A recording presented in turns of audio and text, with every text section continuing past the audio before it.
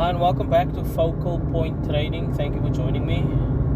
If you're a returning viewer, welcome back. Thank you for your continued support. And if you are finding the channel for the first time, do consider subscribing, as I do share a bit of insight in terms of my experience and the ups and downs that I'm going through in terms of my trading, as this platform serves as my electronic journal for how I'm approaching the market, where I am, where I would like to be, and what I would like to achieve. So turn on the bell notification for the next upload. So for those of you that's been following along, this is the third week's update. And here's the deal. If anyone is trying to paint a picture for you that it's all going to be blue skies, rainbows, unicorns, and all the lovely stuff that can happen, they are most probably painting a picture to sell you something, to sell you a dream, to sell you signals, a course, something to get something from you. Because let me tell you, there's nothing for free in life, right? Everything comes at a price. So be careful for someone who's not going to be transparent with you. With that being said, the third week, after making some adjustments, I removed Euro USD from the bots analysis, mainly because I did not want to have two correlating pairs trading, right? So because of the correlation between GBP USD and Euro USD, and taking into account the drawdown at the time. So you'll see on the chart it was a bit messy on GBP USD in terms of the bot trying to find some direction and stability in terms of establishing a trend move, and it's just been eating away at the P&L, not GBP specifically, but the entire trading up until the time of the recording now. So, and I'm on my way to work now while I'm recording this video, but obviously I've done the recording on the MT4 platform, which I will be showing to you guys when I switch over. So, not to waste any time, this is uncut. This is as real as it's going to be in terms of trading and investing, and I'm going to refer back to the notion of trade what you can afford to lose, right?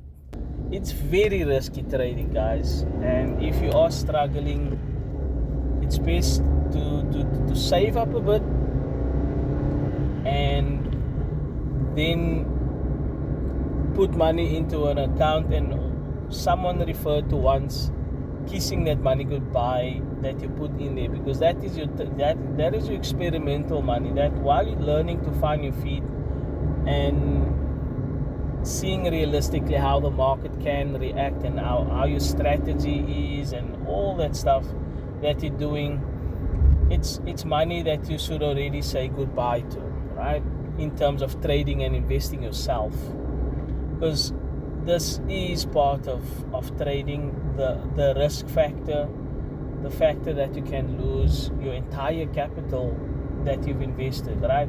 And I do have to point out that I'm trading with a bot, and a bot can also lose money. So with that being said, let me show you what has happened thus far, what the account balance is looking like, and what are my thoughts at this given time. Let me show you what happened over the last week.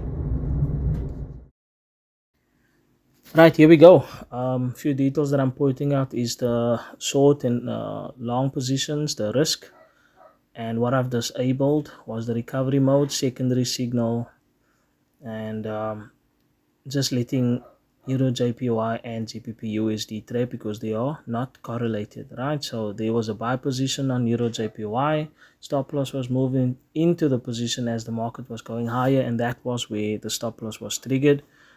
In profit, which was a small profit at the time, and there's a current trade open at the time of the recording, and then the other one is GBP USD. This is the mess that I was referring to over the last week, which was eating away at the account balance. You can see clear sideways market, and this is what happens in a range bound market, that a trend following strategy or an EA would struggle to trade through such a period.